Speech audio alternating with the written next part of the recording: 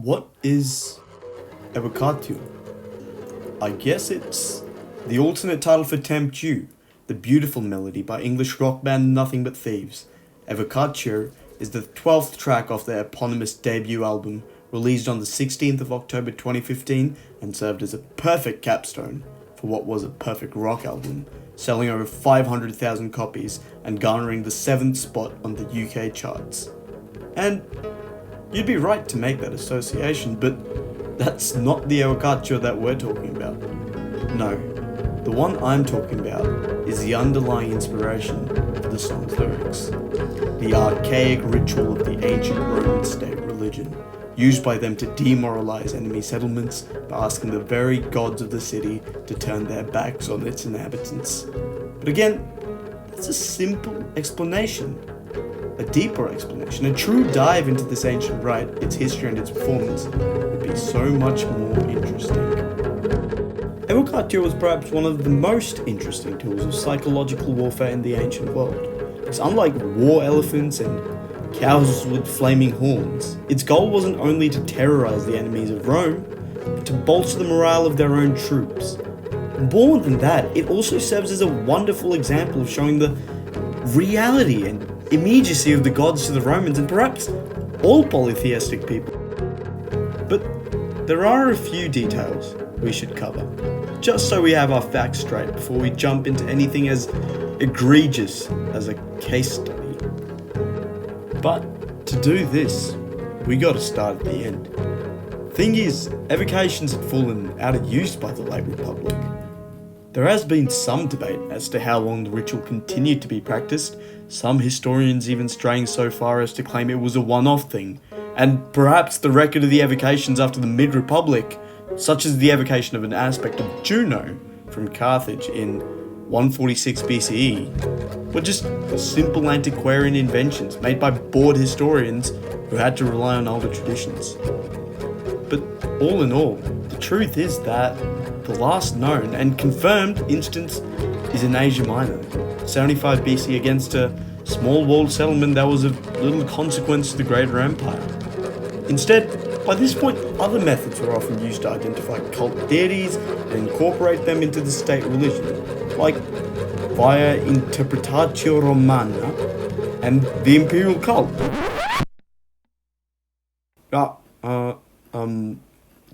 Sorry about that, wrong one. Okay, there we go. Now, where was I? Oh yeah, alright, yes, the imperial cult. Alright, you see, this tradition, incorporated from the Interpretatio Graeca of the Greeks, was often used in tandem with the imperial cult, as stated by Greg Wolfe in his 1998 publication, Becoming Roman, The Origins of Provincial Civilization in Gaul. And since the whole text isn't exactly pertinent to the discussion, I won't rip out an excerpt in this video, but I recommend you all read it if you can get a chance. It's, despite title, it is a very interesting read. And it's a great insight into the nature of Gallic-Roman interactions in Gaul. But let's get back to the point. I want to dwell on this dissonance. Why is this the case? If these rituals were truly so important, why not retain them? Why did they disappear? The truth is, most historians don't have an exact idea, but we're here, we're engaged, so let's give it a shot. Let's try and interpret it as historians would do. Alrighty, let's start by laying out the facts plain and simple. By the late Republic, the Romans were ruling over a vast empire stretching across the Mediterranean. They ruled over diverse and often rebellious peoples that were already at odds with the new establishment politically. Thus, they didn't have the luxuries to antagonize their subjects like this en masse. Divorcing a settlement like Gabii from their local version of Jupiter Urarius, it was a city-rooted family in the same cultural traditions as the Romans. So this was very different to performing evocation and stealing, say, Isis from the entirety of Lower Egypt, something that would have doubtless pissed the local Egyptians off. You see, the gods were ever present in the classical world, They were more than simple symbols, and they were more interesting than one-dimensional characters focused on cheap tricks. They were forces of nature that interceded in an individual's daily life. And yes, in some cultures, they were treated with differing levels of adulation, but always with reverence. They were real. That's why their opinions, their beliefs and personalities mattered more than anything. So, as to why the Romans didn't perform an evocation for every single bloke presiding over every 2-bit settlement, it's because the Romans didn't know how to deal with these foreign gods. They didn't know what their temperaments and desires, the rites which kept them in place, were. Because here's the thing, when you perform an evocation, you don't just terrify the enemy, win the siege, give a prayer or two, and call it a day. No, the Romans prided themselves on fides, good faith. You need to follow through with your vows and promises, especially to the gods. It's a contract. A deity given, evocatio, had to be housed in Rome, regularly worshipped and adored, given festivals and great temples as part of the bargain for their favour. Otherwise, what's the point? Might as well just siege the city, massacre its inhabitants, let that schmuck of a deity suffer in their town of losers. This is the part where the Roman mentality kicks in, and we can see the heavy burden such actions weighed on them. At the end of the day, evocatio was performed in times of great distress, against worthy enemies, to mighty gods. But to truly understand how an evocation goes down, we need to study an example of it. And what better example, of course, than during the Siege of Veii. You see, it's a part of the motley assortment of conflicts that occurred over many decades that modern historians have very conveniently slapped into a tidy little bundle and named the immensely uninspired Roman-Etruscan Wars. But in reality, I think the Siege of Veii was quite detached from the events that were occurring around it. Regardless, the siege had reigned for 10 long years. Consuls coming and going and the manpower of Rome starting to drain. But the city refused to crack, and this was a big problem.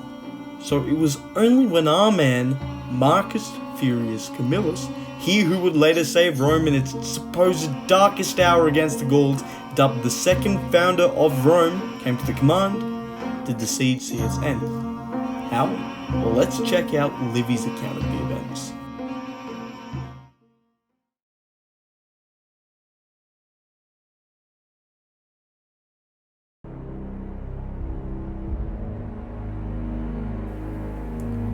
Ingens profecta multitudo repluit castra. Tum dictator auspicato egressus cum edixisset ut arma milites caperent, tuo ductu ingu. Pudice Apollo, tuoque nomine instinctus pergo atelenda urbe Veus, tibique hic decima parte praede Veo. De simul iuno regina, que nunc Veus colis, precor, ut nos victores in nostra tuamque vox futura urbe sequare, ubite dignum, amplitudine tua templu accipiat. Haec precatus, superante multitudine, ab omnibus loces urbe aggreditur, quo minor ab cuniculo ingruentes apericule sensus esset. Voyentes ignari se iam a suis vatibus, iam ab externis oracules proditos, iam in parte praede suae vocatos Deus.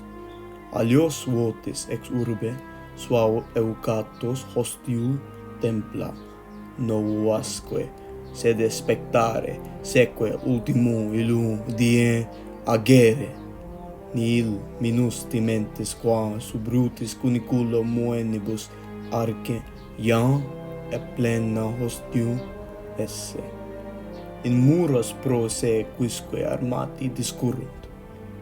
Mirantes quid nao, id esset quod cultot per dies neum, se ab stationibus Romanus moeset, tu velut repentino icti furore, improvitti currerent ad muros, inseritur vic loco fabula. Immolante rege uentium, voce aruspicis, licentes qui eius hostiae extra prosequisset.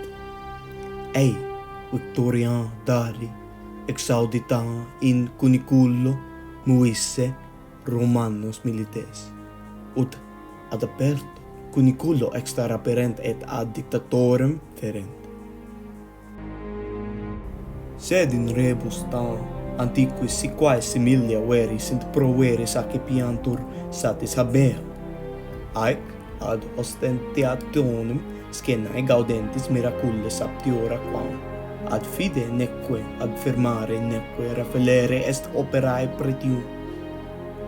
Cuniculis delectis militibus io tempore plenus in aide lunones quae inuentana arce erat armatos repente edidit, et pars aversus in mures invadunt hostes, pars claustra portarum revelunt, pars cum extectis saxa tegulaeque a mulieribus a servitis jacerentur inferunt ignes.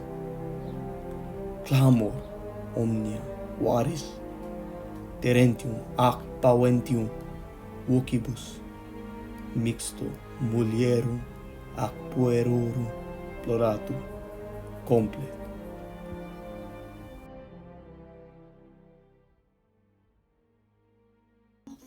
Well, that got dark.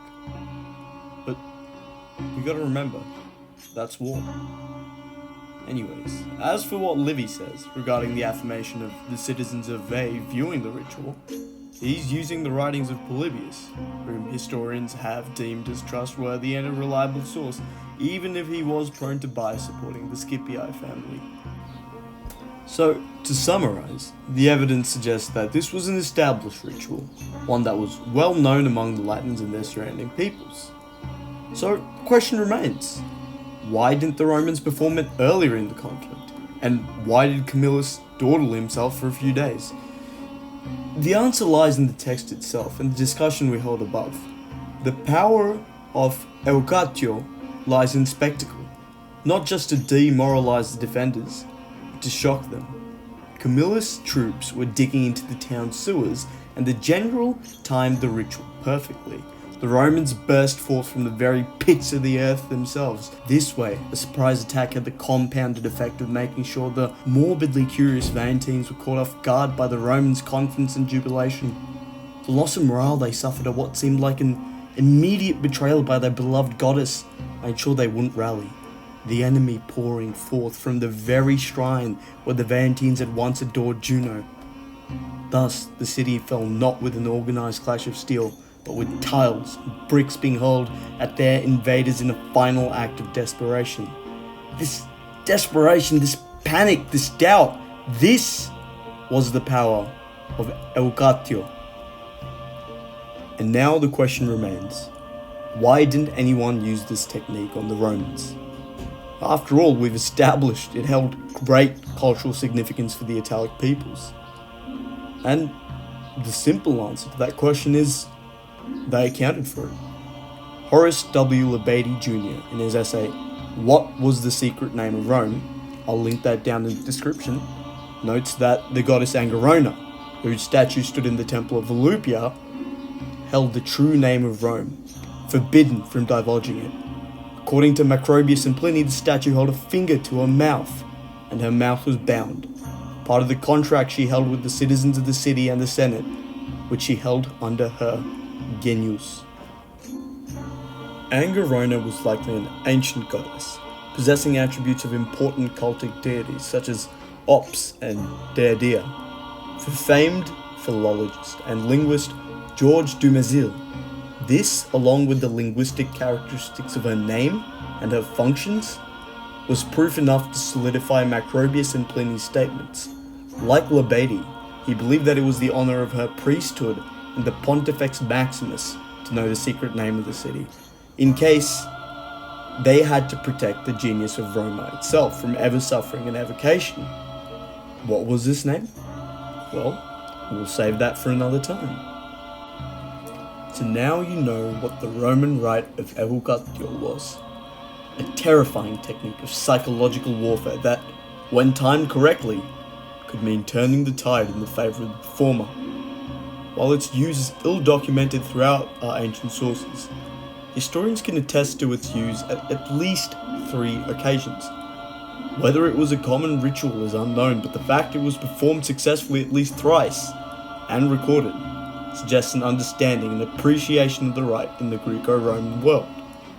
Whether through dumb luck or censorship, all our inherited sources seem to suggest it was a Roman performance. And when the legions of the Eternal City performed in evocatio, the conflict would end with Rome as the victor. Thanks for watching. If you enjoyed this little analysis, please like, comment and subscribe, and stay tuned for more analyses where we delve further into the obscure, obfuscated and opaque parts of antiquity. See you next time.